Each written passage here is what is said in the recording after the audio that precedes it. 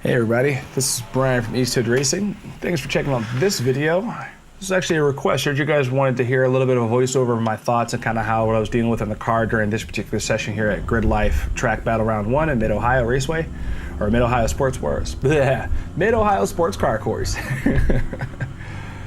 So this was session 2, I believe, and just testing out the tires again. We have a whole new setup, new control arms, new camber plates, new tires, different wheels that I normally would run, and we're still learning the course. This is my first time on this course this weekend. Like, I've never been there before. I've only seen it, didn't even get a chance to play it in the simulator.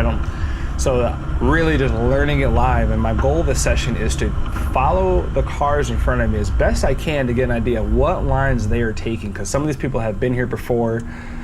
Catch up to Ben in that red Mini Cooper, follow the guys in the Haltech Miata right in front of me, and just get an idea of what is this car going to be like when I decide later on this day to really start pushing it. And so it's kind of like a punishing session. Like, I know I'm gonna make mistakes, and I'm going into the session knowing that, but what can I do to save myself from those mistakes? So you're gonna see later in this video, this turn right here, China Beach, is the bane of my existence. This is the nicest you'll see me take this turn all video. Because once you start going fast, that braking zone comes up on you real fast. So I can tell you a tendency for me when driving is I like to keep myself as close to the corner or the rumble strips as possible. And I don't know why I typed J there. And then just use that as my guide around the course. Which, it has its benefits. I mean, it lets you know where the track is, but this is a fresh track. You know, it had been raining, there wasn't a lot of rubber down. We're just seeing what can I do here.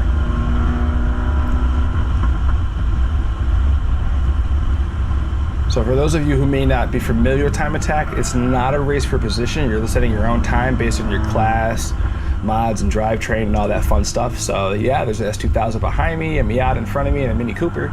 But we're all kind of doing our own thing. We just got to be mindful of each other. And that S2000 behind me is ready to go. So this is turn 1. I really wanted to improve this because I feel like I make a lot of time here. I was taking it in 4th gear and just kind of seeing if I could accelerate out of it, which, you know, we're moving along. I'm not at full throttle yet. We're just kind of like, you know, pacing around with everyone else. I don't want to overtake anyone unless I absolutely have to, because I want to follow people's lines. I want to see, where are you going? How deep in this corner are you going? When are you turning? So I can get a better idea of what I can do. It's also fun. This is the best type of learning I can think of. I guess this is just an honestly fun thing for me to do. So we're gonna go past the Miata here, because I want to really follow Ben. Ben is one of the guys for FCP Euro. He's got a really awesome track mod Mini Cooper that he's currently building, and he's using one for GTLC. So I want to see, what are his lines? The front wheel drive, short wheelbase, no wing. So what is he doing to get the maximum out of his tires and his performance here? And anytime you see my steering wheel go past the 90 degree, that's an automatic sign I'm overdriving it. I try to keep that at 90 degrees at best, unless it's like an emergency situation or for like a really corner where I'm gonna hustle the car. But coming in through here, let the Subaru just kind of figure out what he wants to do, or she wants to do, not sure. All right, cool. So now we're gonna follow him. You can see Ben stays on the brakes just right before the apex there, and then releases it so his rear comes around. Meanwhile, I'm kind of like struggling for grip there. I want to point out, I did not run the front splitter this whole weekend. Just wasn't ready, and something we're currently working on revising with some outside help here. So let's get ready for this quick lap here. All right, turn 1, let's see what we got. 4th gear. I wanted to keep it a little bit above 73 miles an hour. You see it dip down to 66 there. I just wasn't comfortable coming all the way out there.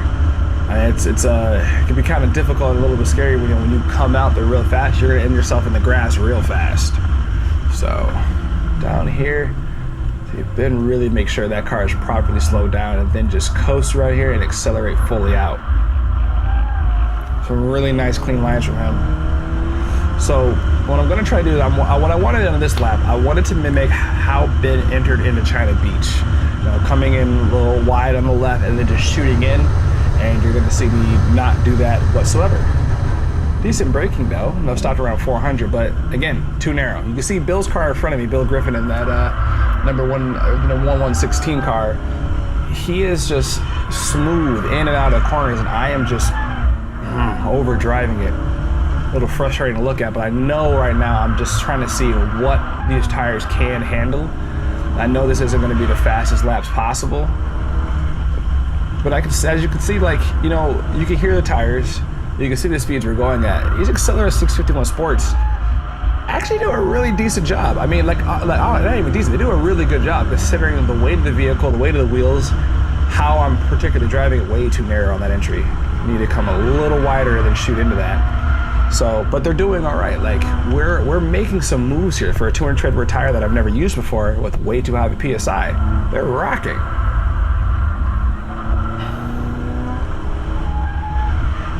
So again, this is Bill Griffin, driver of the 116. Awesome, awesome, awesome guy to meet. Big Turner Motorsports advocate, local Moly advocate, great guy to meet. If you see him in the paddock, go say hi. Again, fourth gear, trying to floor out of it. I'm just too low in the revs. So we're moving up here. Getting this turn. This turn we've mostly figured out.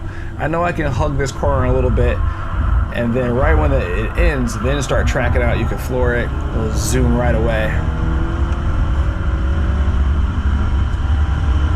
Now you can see here, this time in fourth gear, like, it's just really starting to go through the revs compared to that last turn section, or last straight section. So coming in China Beach again, wait for it, and I should turn in now, not when I just did it, a little too early.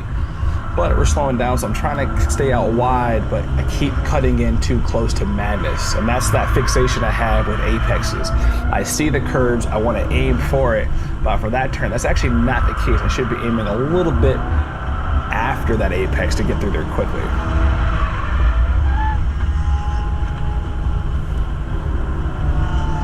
Again, cutting a little narrow, I'm not using all the track, but you can kind of see the beginning of an understanding of this course. So as the more I start running, the more I start following people, the better I see of what's happening, what these guys are doing. Like this driver in this Honda has a wonderful rotation. You can see his back end just start to lift that rear, and just look at that. Now I want to mimic that. You see how smooth his inputs are in the front wheel, and he's able to hug that way closer than I am. If we were equal cars, he probably would have scooted very far away on this. So at this point, my power is giving me an advantage, but not really when you compare it to the rest of the class.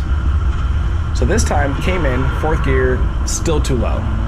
So downshift into third, bring it right back up, get those RPMs up. And something I'm gonna try to mimic for like the next 2 laps, is I realized, you know what? Go through there in third, see what happens. This is just experimentation. You're not setting any lap records this time. I don't think I was even personally timing it. I just know what I needed the car to do and how I needed it to feel.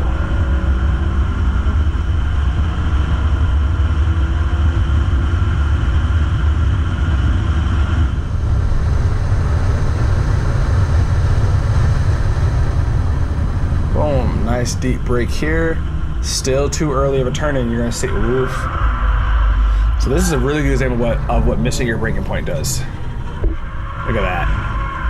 Now these tires handle that. Like, shout out to Accelera.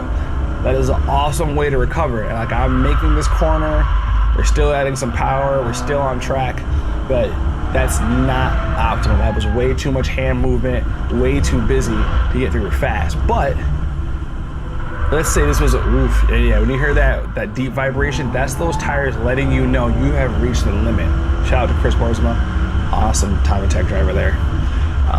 But these tires will let you know when you've reached your limit of the grip there. There's another one of my friends here in the CRX, really, really fun little car. I'd love to drive this in some time. And the guy is honestly a fantastic driver. Don't let the fact that I'm catching him make you think that I'm very good. He's way better than I am. It's just my car is just honestly faster. So, oh, it's beautiful. I was hoping I could get the chance to follow him a little bit more.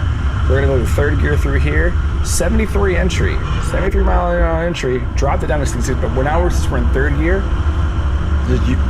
you can see right now I'm already hitting a little over 100 before I reach the end of those 3 cones. So that's an automatic improvement right there. Keeping it nice and smooth in here. It's really easy to overshoot this corner. So if you just keep it smooth and focus on this straight, you can make up a lot of time. But we're cooling down, we're taking it easy. I could tell from, especially from that last lap when you guys saw I was overdriving it, it was just, these tires were getting hot. They're 200 tread tire. I want to say they came off after this session at around 34, 35 PSI in the front, which is